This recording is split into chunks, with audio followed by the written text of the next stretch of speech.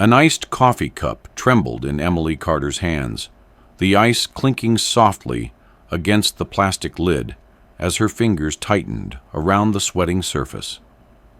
She stood alone by the break room window, hoping for a quiet moment. She had just taken her first sip when the storm hit. A sharp, deliberate slap echoed behind her. The cup flew from her hand, exploding across the tile floor in a splash of caramel-colored humiliation. Laughter followed. The room fell silent. Phones came up. Faces turned. But behind the glass walls, no one moved. No one ever did. Emily stared down, lips pressed tight, shame burning hot across her cheeks. But in her eyes, calm and steady, something unreadable stirred. Then her father, Sylvester Stallone, stepped into the room, his gaze locked on the scene before him. He didn't speak. He didn't have to. Everyone knew what was coming. And they were right. If you think you know how this ends, think again. This is an inspirational story, one of quiet strength, brutal justice, and redemption that leaves a scar. Stay with us until the very last word, because what happens next will leave you breathless. Drop a comment below, and don't forget to subscribe for more inspirational stories that stay with you long after the screen fades to black. It happened in a trendy open-plan office, surrounded by glass walls and faux greenery, which turned into chaos that Wednesday afternoon. Jenna Clark, a senior account executive with a polished smile and a venomous streak, flung a full iced latte across Emily's desk. The cold liquid soaked Emily's blouse, dripping onto carefully typed notes. "Oops," Jenna said, not an ounce of remorse in her voice. "Guess bargain brands don't hold up well to spills." Brad Hale, smug as always, kicked the wheel of Emily's chair, sending it jolting forward. Lisa Summers stood off to the side, filming with a twisted grin. "Hey, TikTok," she giggled. #intern breakdown. Emily stood frozen, breath caught in her chest. But her eyes, those steady, watchful eyes, held something Jenna completely missed. A silent resolve not born of pride, but of knowing exactly who she was and where she came from. Emily Carter never fit the mold at Halstead and Breyer, a firm where confidence was calculated and cruelty passed for culture. She showed up in neatly pressed slacks, sensible shoes, and a no-nonsense ponytail. Her makeup was subtle, her presence even subtler. In a place where self-promotion was currency, Emily had no interest in playing the game. She just wanted to do her job, write press releases, manage social media content, and stay behind the scenes. She didn't crave attention. She wanted peace, but that made her a target. From the start, she stood apart. No flashy outfits, no fake laughs. She packed her own lunch in a plain black tote and skipped the rooftop wine nights, where Jenna and her circle built alliances over gossip and gin. The bullying started, as it often does, in small jabs. Jenna once wrinkled her nose at Emily's desk and asked, "Is that tuna?" "Girl, this is an office, not a Jersey diner." Brad snorted. Lisa giggled, eager to fit in. Emily said nothing. She rarely did. She believed silence was a shield, that good work would speak for itself. But silence, in a place like this, was seen as weakness, and weakness had no place here. By her 4th month, the cruelty had become routine. That morning, Emily brought a color-coded proposal for a new client campaign. Smart, sharp, thoroughly researched. Jenna didn't even glance at it. "Hope you didn't spend too long on that," she said in front of the whole team. "We've moved in another direction." She hadn't. She just wanted to put Emily in her place. Brad smirked. "It's giving community college vibes." Lisa snapped a photo of Emily's thrifted cardigan. Some people shop vintage. She shops regret. Emily's hands shook beneath the desk. Her lips stayed closed. She told herself to wait it out. That good work and humility would win in the end. But that wasn't how this place worked. At lunch, she overheard Jenna whispering in the hallway. She acts like this is some charity internship. I don't even know how she got hired. Maybe her dad's the janitor here or something. Brad laughed. That would explain the shoes. Lisa added, plot twist. She probably lives with 12 cats and a landline.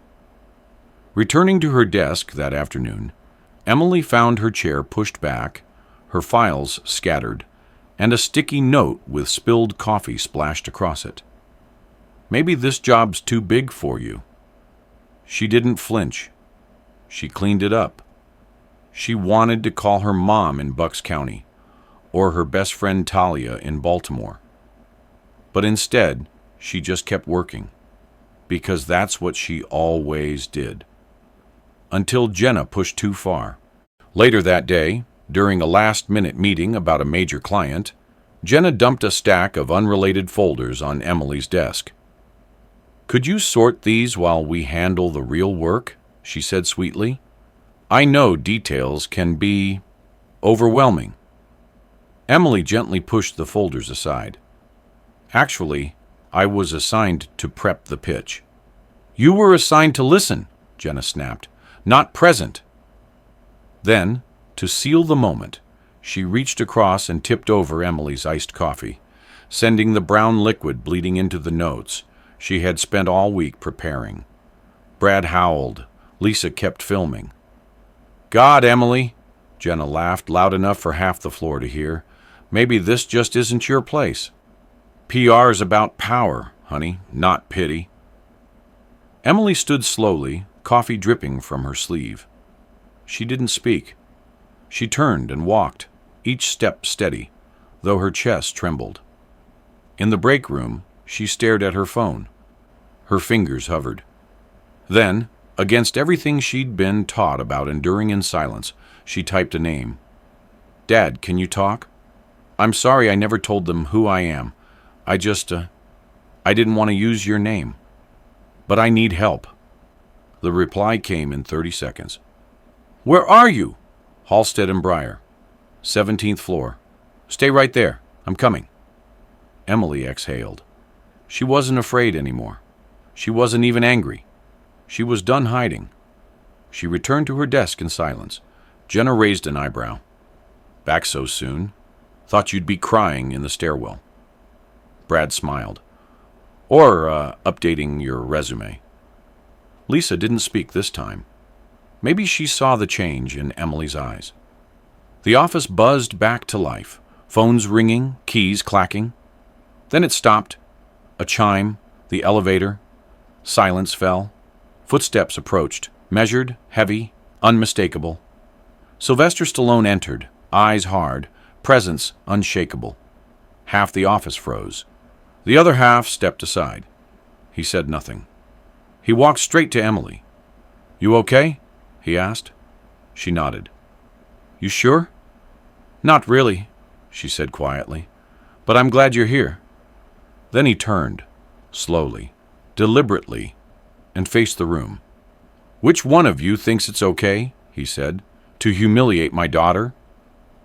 The room froze in a way that didn't come from fear of celebrity, but from the kind of silence that settles just before a storm hits.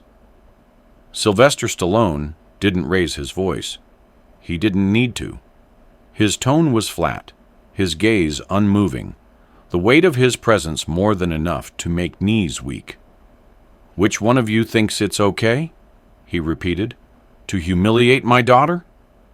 Jenna opened her mouth, probably to charm her way out, but no words came.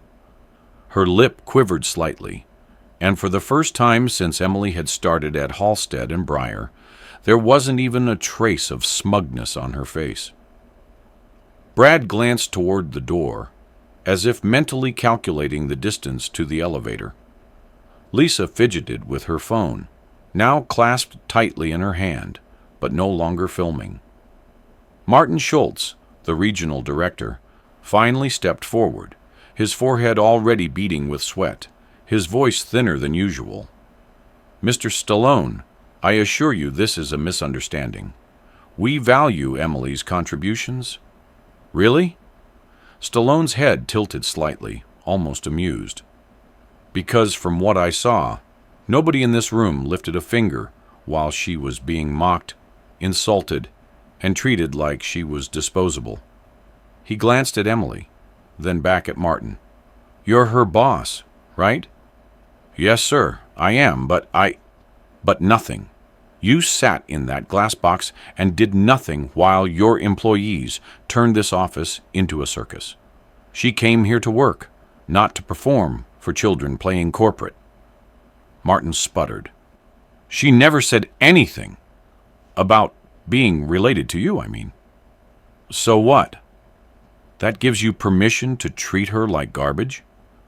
Stallone's voice was still calm, but each word felt like a gavel strike.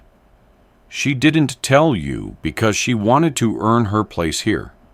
She didn't come in expecting favors. She wanted to be taken seriously on her own merit. And what did she get? A coffee shower and an amateur comedy act."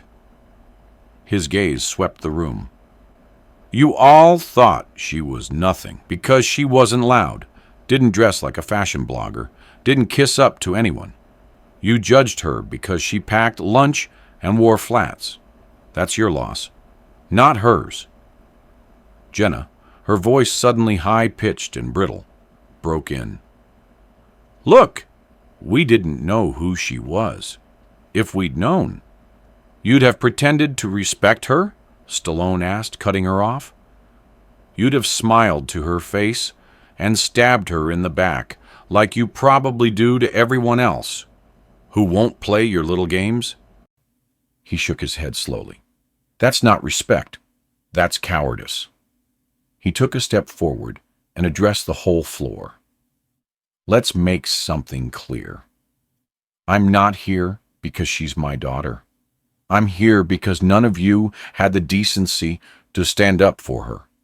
Because grown adults laughed while she was humiliated. Because a room full of people watched a young woman get bullied and decided silence was easier than integrity." Nobody said a word. Jenna tried to look contrite. Brad looked like he might throw up. And Lisa stared fixedly at her own shoes. Emily, standing beside her father, said nothing, her arms at her sides, but her expression had changed. There was something in her eyes now, calm but firm, as if she'd finally stepped out from the shadow she'd let surround her for too long. Martin opened his mouth again, desperate. "We can do better, sir. Let me handle this internally." "You're not handling anything," Stallone said without hesitation. "You're done here. All of you. Jenna Clark, Brad Hale, Lisa Summers, Martin Schultz, effective immediately." Jenna gasped. "You can't fire us. You're not even part of this company." "Crest Rock Holdings owns this firm," Stallone replied flatly. "I sit on the board. I spoke to the CEO 10 minutes ago. You're out. You'll be escorted out by security. And you won't work in PR in this city again. Trust me on that." Lisa's voice cracked. "Please, Mr. Stallone. I didn't mean to." "You filmed her being harassed. Laughed while it happened. That's not a mistake. That's character." He turned toward Martin. "And you? You let a toxic culture fester under your watch. You either ignored it or enabled it. Either way, you're not fit to lead." The office remained stunned. For all their arrogance, not one of them had expected consequences. It wasn't just the firing, it was the exposure. The dismantling of their social hierarchy. Their game, suddenly over. Sylvester turned to Emily. "Do you want to say anything?" She met his eyes, then looked out at the room full of people who had either hurt her or stood by and let it happen. "No, she said gently. They already know everything they need to. That quiet strength in her voice landed harder than any lecture. Sylvester nodded, his voice softening. Then let's go. The elevator dinged again, and 2 security guards stepped out. Their pace was steady, their faces unreadable. Jenna took a step back, face pale, hands trembling. This is insane, she whispered. You're really doing this? Stallone didn't respond. The guards moved forward. Please, Brad muttered under his breath. I've got a kid. So does my daughter, Stallone said simply, not angry, just done. The 4 of them, Jenna, Brad, Lisa, and Martin, were escorted toward the elevator. Some cried, some cursed, some looked numb. But all of them were silent as they disappeared through the doors. Stallone turned to the remaining employees. I'm not firing the rest of you, he said. Not because you don't deserve it, but because Emily wouldn't want that. Emily looked at them, not with hate, but with a quiet gravity. I hope next time you see someone being treated like I was, you say something, she said. Or at least, don't laugh. Then she picked up her bag, turned to her father, and gave a small nod. Let's go. They walked side by side to the elevator. As the doors closed behind them, the office remained in total stillness, the weight of shame and truth hanging in the air like a curtain they couldn't pull down. The elevator glided down floor by floor as Emily stood beside her father, the hum of the cables the only sound between them. She stared at the numbers blinking red, each one carrying her farther from a place that had tried to break her. Sylvester Stallone stood with his hands loosely folded in front of him, watching her from the corner of his eye. He didn't speak, didn't press. He knew better than most that some moments didn't need words. When the doors opened in the lobby, the air outside felt different, lighter, like the tension she'd carried for months was finally starting to lift. The receptionist looked up and froze, her eyes darting between Emily's soaked blouse and the unmistakable face beside her. Emily nodded once, not in bitterness, but in quiet farewell. They walked out into the cool Philadelphia evening, the city buzzing with normal life as if the chaos upstairs hadn't happened. A car waited at the curb, black, modest, a driver already holding the door open. They slid in. Once the door closed and the city's noise became muffled behind the glass, Sylvester finally spoke. I'm proud of you. Emily turned toward him, unsure what to say. I didn't do anything. That's where you're wrong, he said. You did everything. You held your ground. You didn't sink to their level. You let them show the world exactly who they were, and then you walked away with your dignity intact. That's not nothing, sweetheart. That's strength. She blinked, and despite everything, a small smile broke through. Thanks, Dad. Any time, he said with a grin. Though next time you get soaked in coffee, maybe call me before they start filming you. She laughed softly, the sound easing a knot in her chest that had been there for months. The car turned onto Chestnut Street. Outside the window, Philadelphia moved on, unaware of the small personal victory unfolding inside that vehicle. So, Sylvester said, stretching a little, what's next for you? I'm guessing you're not going back tomorrow? Emily exhaled. Number. I think I'm done with that world. Not just the job. The whole culture. I don't want to be in a place where your worth depends on your shoes or how loud you are in meetings. I want to do work that matters, on my own terms. Her father nodded slowly. Sounds familiar. She tilted her head. Yeah? Yeah. When I was your age, I wrote Rocky in 3 days, eating tuna straight from the can. People told me I wasn't good-looking enough to be a star. Said my accent was weird, that I talked funny, that I'd never make it. I didn't try to be someone else. I just told the story I needed to tell. The rest followed. Emily looked at him for a long moment. I never told them who you were. I know.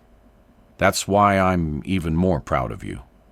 I just wanted to earn it. I didn't want to ride your name like a shortcut.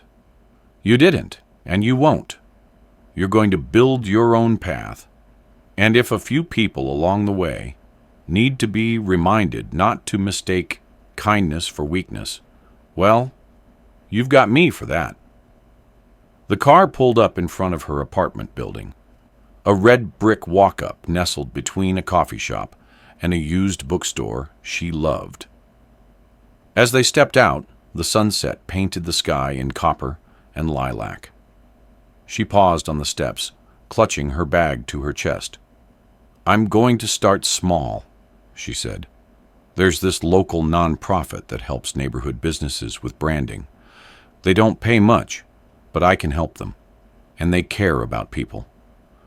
Sylvester put a hand on her shoulder. That sounds perfect. She nodded. I'll be okay. I know you will. He stepped back and looked at her like she was 7 years old again, heading into school with oversized glasses and a missing front tooth, and also like she was a grown woman who just walked through fire and refused to come out angry. That night, Emily sat by the window of her apartment, her laptop open, her sleeves rolled up, typing out ideas for small business campaigns in West Philly and Germantown, watching headlights crawl along the street below. Word spread quickly in the days that followed. Halstead and Breyer's leadership was in shambles. Jenna tried to spin the story on LinkedIn, posting about career transitions and lessons learned. The comments were brutal. Brad took a job at a remote ad agency, far from Philadelphia, where no one knew his name. Lisa vanished from social media entirely. Martin filed for early retirement. As for the remaining employees at the firm, whispers circulated about what had happened, but no one denied it. Some said they'd never forget the way Stallone walked in. Calm, deliberate, unstoppable. Others talked about the way Emily had stood beside him. Not triumphant, not smug, just quiet and strong, like she didn't need to shout to be heard. Within a month, a small article in the Inquirer ran a profile on Emily's new venture. Local girl helps mom-and-pop shops go digital. She didn't mention the office. She didn't need to.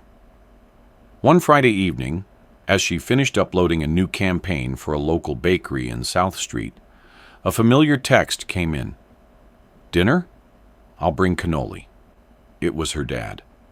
She smiled, replied, only if you bring the good ones from 9th Street, and set her laptop aside. As they sat later that night on her small balcony overlooking the city skyline, Emily curled her legs beneath her and sipped tea while Stallone told her stories from his early days. Auditions that went nowhere, scripts that got tossed, nights when he nearly quit. She listened, not just as a daughter, but as someone finally understanding that strength didn't always roar. Sometimes it walked back to its desk, soaking wet, and got back to work.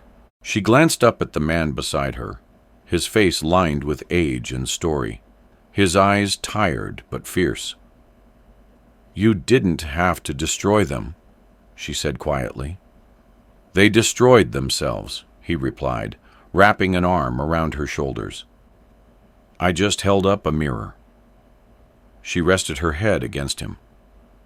The city lights blinked on in the distance, and for the first time in a long while, she felt like she was exactly where she belonged. The world hadn't broken her. It had revealed her. And from here, she'd build something better, something honest, something real, The kind of legacy no title, no corner office, and no expensive shoes could ever touch.